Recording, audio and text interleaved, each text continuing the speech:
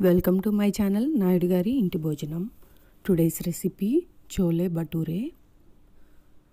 దీనికోసం ముందుగా పిండి రెడీ చేసుకోవాలండి. దానికోసం ఒక వెడల్పాటి గిన్నెలో ఒక పించ్ ఆఫ్ బేకింగ్ పౌడర్ వేసుకున్నాను.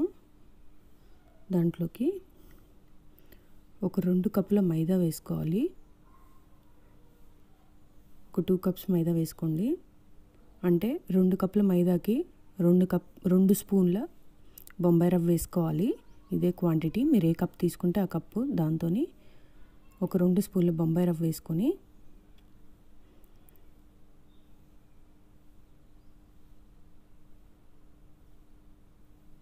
దానిలోకి ఉప్పు కూడా వేసేసుకొని కొంచెం నీళ్ళు పోసుకుంటూ ఇలా గట్టిగా కలుపుకోవాలి. అంటే మీరు మామూలు పూరీకి ఎలా అయితే కలుపుతారో అలాగే పిండండి. చేతులకు అంటుకోకుండా సాఫ్ట్గా కలుపుకోవాలి. ఇప్పుడే నీట్ చేసుకోండి. మరి గట్టిగా ప్రెస్ చేసి హార్డ్గా నీట్ చేయొద్దు. కొంచెం డెలికేట్గా ఇచ్చేసుకోండి. ఇలా నీట్ చేసుకున్న తర్వాత అది కొంచెం చూసారు కదా, అలా మీకు చేతులకు అంటుకోకూడదు. దాని మీద కొంచెం నూనె వేసుకొని దాన్ని కాసేపు రబ్ చేసి నానబెట్టుకోవాలి. ఒక 2 hours పాటు. ఎంత నానితే అంత మంచిగా వస్తుంది. మూత పెట్టేసుకొని నానబెట్టుకోండి. మీన్వైల్ నేను చోలే నానబెట్టుకున్నాను. నేను ఇక్కడ 1 కప్ చోలే తీసుకున్నాను. కాబూలీ చనా అంటారు కదా, తెల్ల శనగలు 1 కప్పు తీసుకొని నానబెట్టుకున్నాను. అవి నానాక శుభ్రంగా వాటర్ తీసేసి దీంట్లోకి ఒక 3 నుంచి 4 చెక్క ముక్కలు, ఒక 6 నుంచి 7 లవంగాలు, ఒక 2 ఇలాచీ,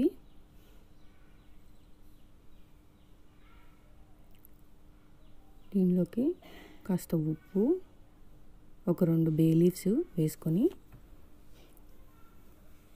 చెనాకు సరిపడా ఉప్పు వేసుకోండి. దీంట్లో నీళ్ళు పోసుకున్నాక ఉప్పు చెక్ చేసుకుంటే సరిపోతుంది. నీళ్ళు ఉప్పుగా ఉండాలి. దీంట్లోకి ఒక బే లీఫ్ వేసుకొని దాంట్లోకి వాటర్ వేసుకొని దీన్ని ఒక 7 to 8 విజిల్స్ రానిస్తాను. ఎందుకంటే నాకు శనగలు తక్కువ నానాయి. ఒకవేళ మీరు చేసుకోవాలనుకుంటే ముందు రోజు నైట్ నానబెట్టుకుని అప్పుడు 3 విజిల్స్ వస్తే సరిపోతాయి. నేను కుక్కర్ మూత పెట్టుకొని ఒక 6 నుంచి 7 విజిల్స్ రానిచ్చాను. తర్వాత నేను ఇప్పుడు కర్రీ కోసం ప్యాన్ పెట్టుకున్నాను. ప్యాన్లో ఆయిల్ వేసాను. ఆయిల్ వేడయ్యాక ఉల్లిపాయలు, పచ్చిమిరపకాయలు, కరివేపాకు వేసి వేపుకున్నాను. ఇవి గోల్డెన్ బ్రౌన్ కలర్ రావాలి.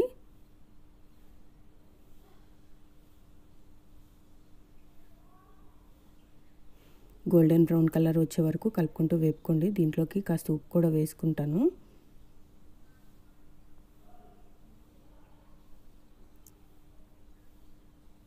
అదే మనం చికెన్కి చేసుకుంటాం కదండి, ఆ గోల్డెన్ బ్రౌన్ రావాలి.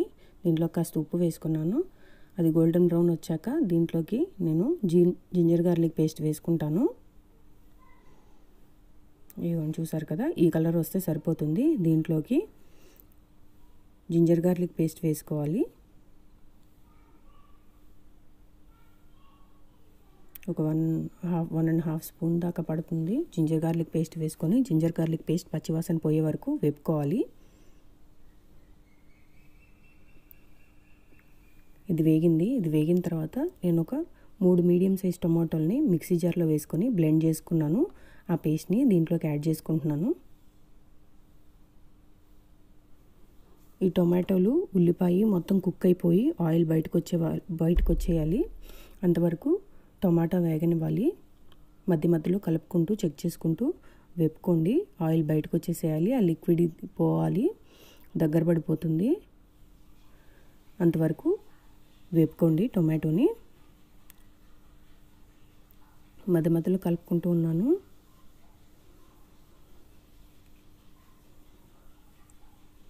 ఇదిగోండి ఇలా ఆయిల్ వచ్చేసేయాలి బయటికి. ఈ స్టేజ్లో అది రెడీ అయిపోయినట్టే.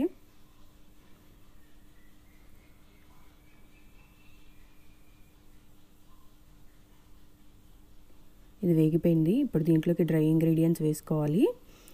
దీంట్లోకి ధనియాల పొడి,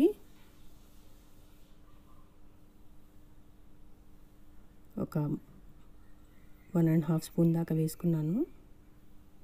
1.5 టీ స్పూన్ వరకు ధనియాల పొడి వేసుకున్నాను. దీంట్లోకి ఒక 1 స్పూన్ కారం వేసుకుంటున్నాను.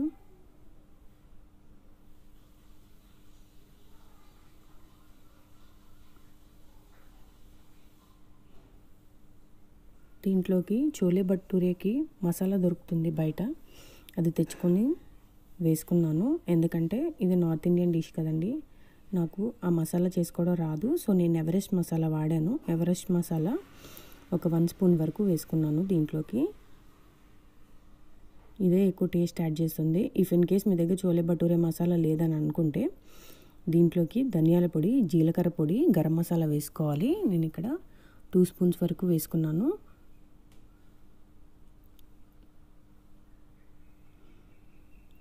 ఆ ప్లేస్లో మీరు గరం మసాలా కూడా వేసుకోవచ్చు. గరం మసాలా వేసుకున్నా కూడా కర్రీ బాగానే ఉంటుంది. దీంట్లోకి వాటర్ వేసుకుంటాను. వాటర్ వేసుకొని తర్వాత దాంట్లో ఉన్న చోలేని కూడా మెల్లగా దీంట్లోకి డ్రాప్ చేసుకుంటాను. కొన్ని మ్యాష్ చేసుకోవాలి, కొన్ని మామూలు డైరెక్ట్గా వేసుకుంటున్నాను.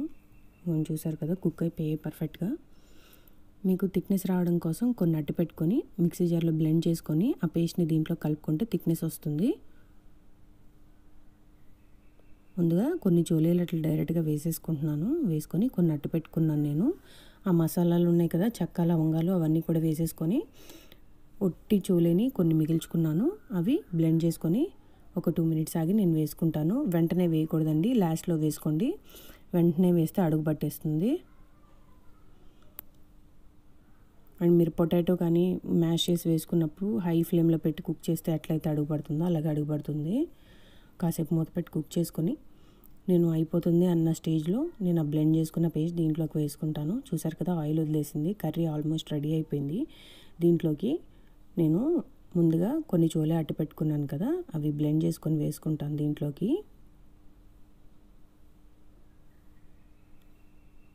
ఇదిగోండి చూసారు కదా, ఇలా బ్లెండ్ చేసుకున్నాను. కచ్చా పచ్చాగా సరిపోతుంది. అది దీంట్లోకి వేసుకోవాలి.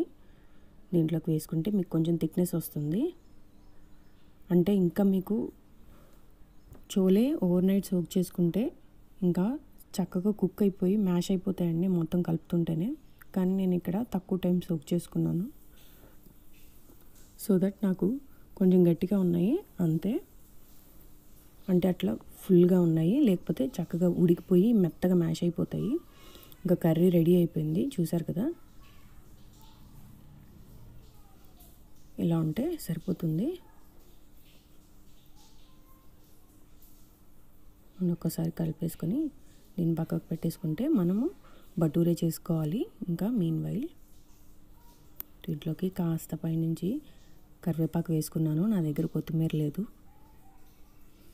వేసేసుకొని దీన్ని స్టవ్ ఆపేసేసుకుంటే సరిపోతుంది. చూసారు కదా, ఒకసారి ఉప్పు అవి చెక్ చేసుకోండి. కర్రీ రెడీ అయిపోయింది.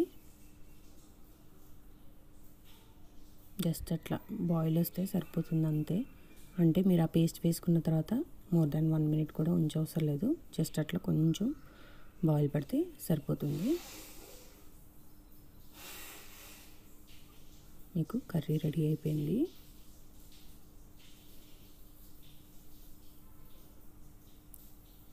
చూసారు కదా, చాలా ఈజీగా చేసుకోవచ్చు. అంటే మన ఇంట్లో గరం మసాలా అందరి దగ్గర ఉంటుంది. గరం మసాలా వేసేసుకుంటే సరిపోతుంది. గరం మసాలా, కొంచెం ధనియాల పొడి, జీలకర్ర వేసుకున్నా అయిపోతుంది. దీన్ని పక్కకు పెట్టేసుకుంటాను నేను. మీన్ వైల్ నేను భటూరే కోసం పిండి ఒకసారి తీసుకుని చూసుకొని ఒక్కసారి నలుపుకోవాలి, ఒక్కసారి నీట్ చేసుకోవాలి. కొంచెం స్మూత్గా హ్యాండిల్ చేసుకొని నీట్ చేసుకోవాలి. కాస్త సాఫ్ట్గా అవుతుంది. ఇప్పుడు దీంతో భటూరే చేసుకోవాలి. భటూరేకి మీరు ఏం పిండి యాడ్ చేయకూడదండి, దీన్ని ఆయిల్తోనే చేసుకోవాలి. ఒక్కసారి నీట్ చేసుకోండి. కొంచెం నీట్ చేసుకుంటే కొంచెం సాఫ్ట్గా వస్తుంది.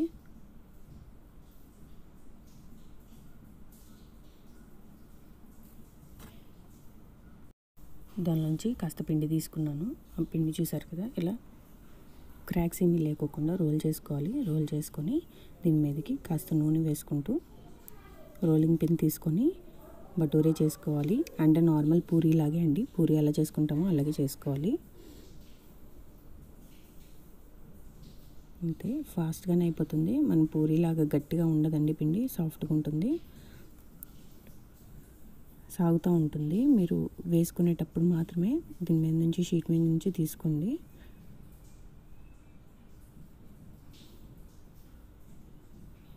చూసారు కదా, ఇలా రోల్ చేసుకోవాలి. కాస్త మందంగా రోల్ చేసుకోవాలి.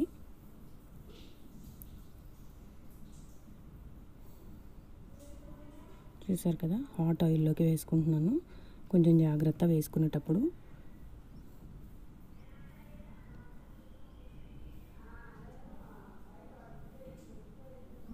చూసారు కదా, ఇట్లా 2 సైడ్స్ మంచిగా కాల్చుకోవాలి. కాల్చుకుంటే రెడీ అయిపోతుంది మీకు భటూరే. పర్ఫెక్ట్గా వస్తాయండి. నేను చెప్పిన కొలతలతో వేసుకోండి. భటూరే చాలా సాఫ్ట్గా వస్తుంది. మంచిగా కూడా పొంగుతాయి. ఆయిల్ మొత్తం డ్రైన్ చేసుకోండి.